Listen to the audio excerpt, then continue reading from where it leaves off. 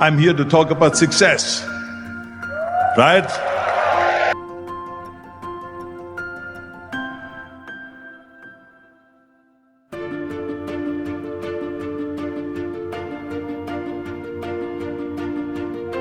The first rule of success is to have a vision. You see, if you don't have a vision of where you go, and if you don't have a goal where you go, you drift around and you never end up anywhere. It's like you can have the best ship in the world, you can have the best airplane in the world. If the pilot or the captain doesn't know where to go, it would just drift around. It would not end up anywhere, or most likely in the wrong place.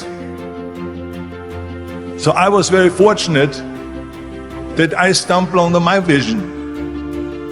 I mean, as you know, I was born in 1947 in Austria after the Second World War.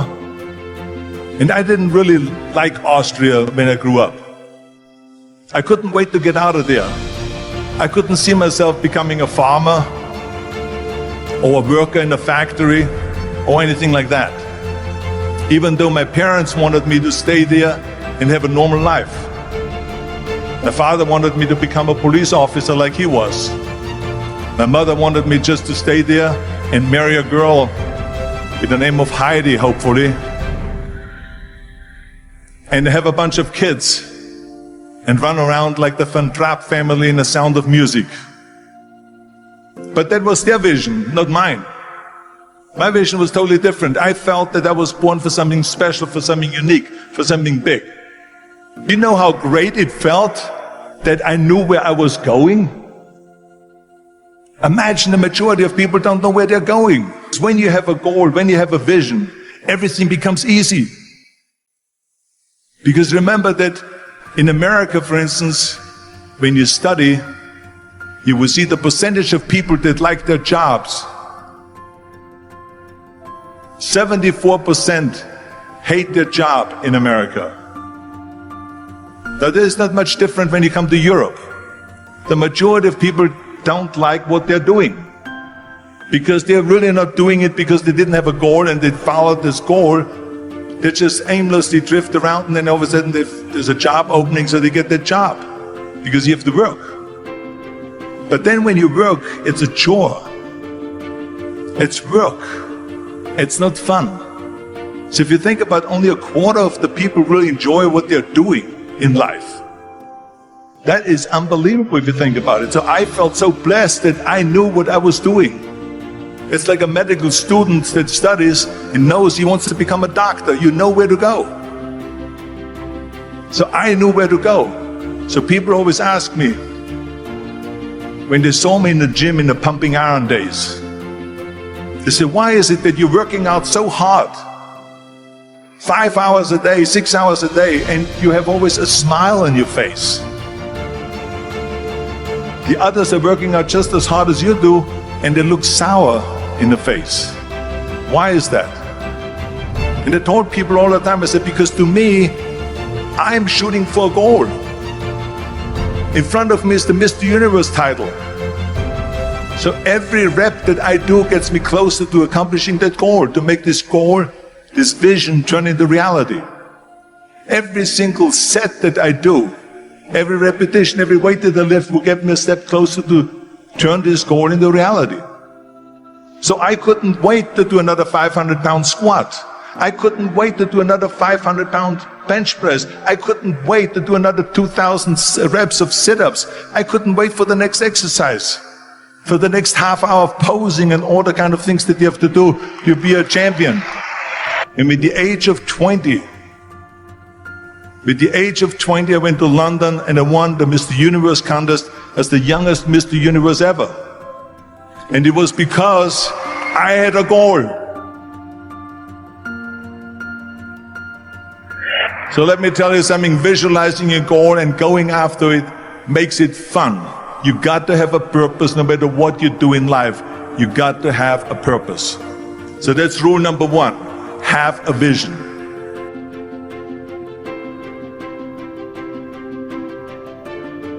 Rule number two is, don't listen to the naysayers. Don't listen to the naysayers.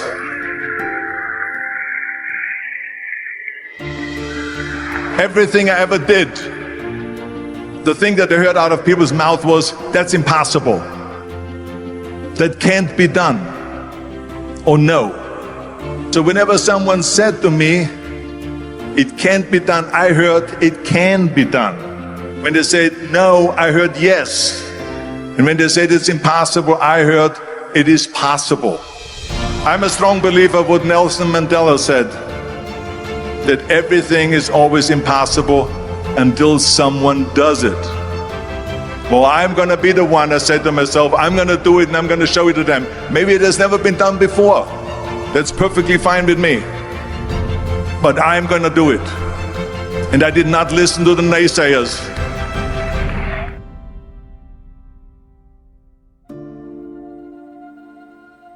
Next thing, the third point that I'm going to make to you is, before we sit down with Jürgen and talk about the rest of the three, is work your ass off. There is no magic pill. There is no magic out there.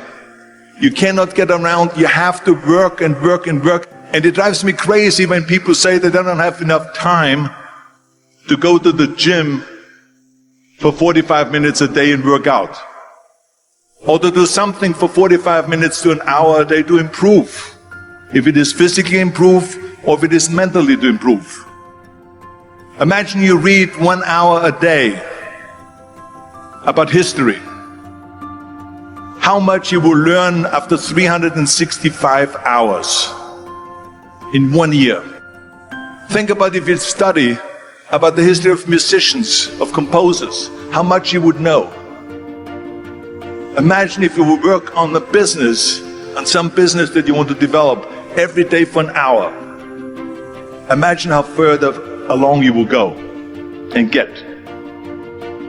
So it drives me nuts because when people say we don't have the time, we have 24 hours a day. We sleep 6 hours a day, so that gives you still 18 hours. Now there's someone shaking their head out here in front to say probably, I don't sleep 6 hours, I sleep 8 hours, right? Or just sleep faster.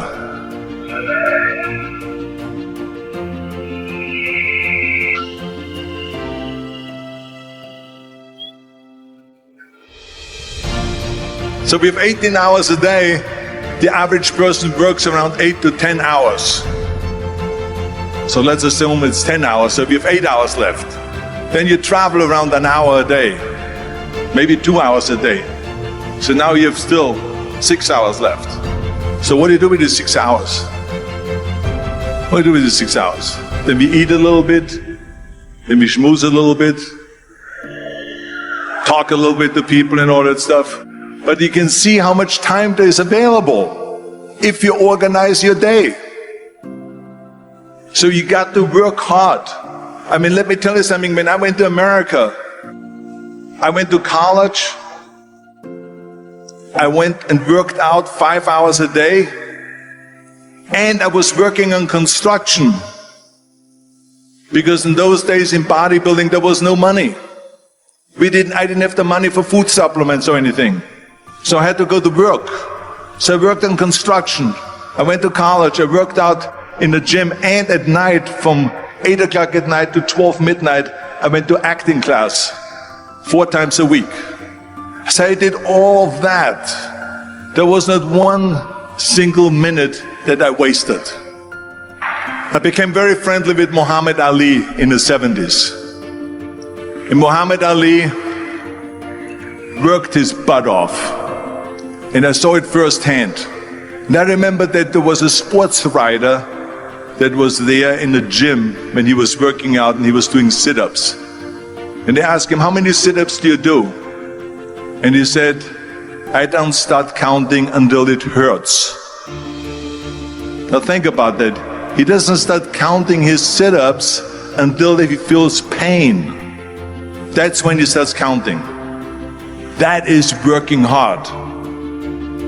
And so you can't get around the hard work. It doesn't matter who it is. As a matter of fact, I believe what Ted Turner said. Work like hell and advertise.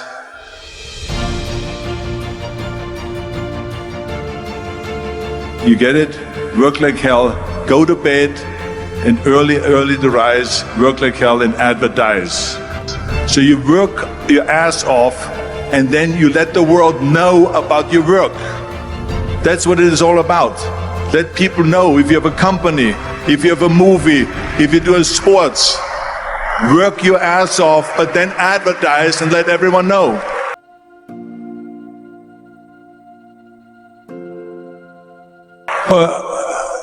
I hate Plan B. And I tell you why.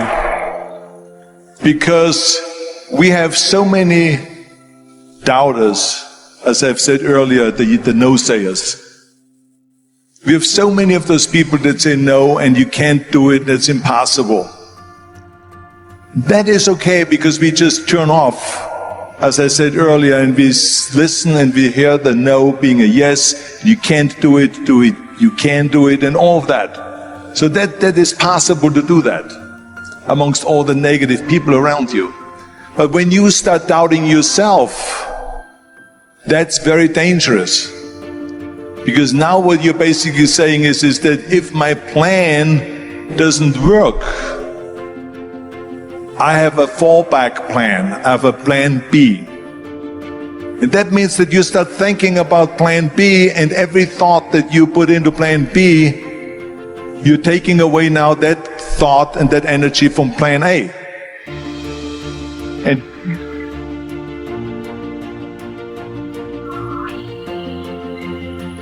And it's very important to understand that we function better if there is no safety net, because plan B becomes a safety net. It says that if I fail, then I fall and I get picked up and I have something else there that will protect me.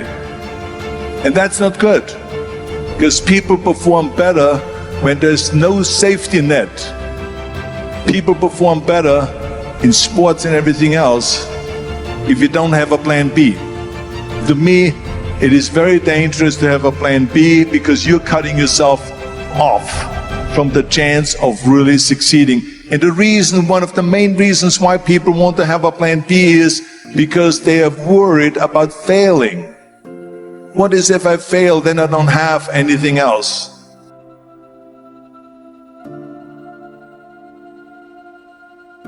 Well, let me tell you something. Don't be afraid of failing, because there's nothing wrong with failing.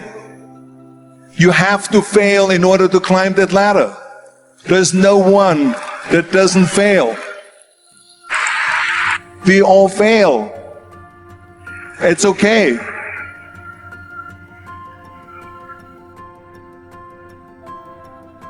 What is not okay is that when you fail, you stay down. Whoever stays down is a loser. And winners will fail and get up. Fail and get up. Fail and get up. You always get up. That is a winner. That is a winner. Hey, we all lose. We all have losses. This is okay. And this is why I say don't be worried about losing, because when you're afraid of losing, then you get frozen. You get stiff, you're not relaxed. You got to be, in order to perform well in anything, if it's in boxing or if it is on your job or with your thinking, is only happening when you relax. So relax. It's okay to fail. Let's just go all out and give it everything that you got. That's what it is all about. So don't be afraid to fail.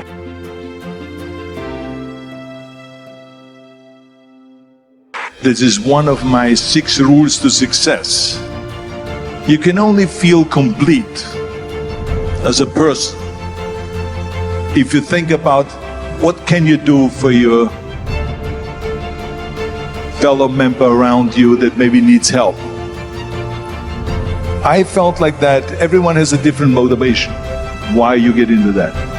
I was an immigrant going to America, and I saw how America was the most generous country in the world. I mean, they opened up their arms to me, they helped me, they invited me for Thanksgiving dinner. The people, they brought me, the bodybuilders in the gym brought me plates to my apartment because I had no plates, I had no silverware, I had no bedware, I had no pillows, I had no blanket, I had no TV, I had no radio, I had nothing. They brought it to my apartment. They helped me. And I saw that firsthand, this generosity in America. And I said to myself, as an immigrant that is being embraced with open arms, that I need to go and make sure that I give something back.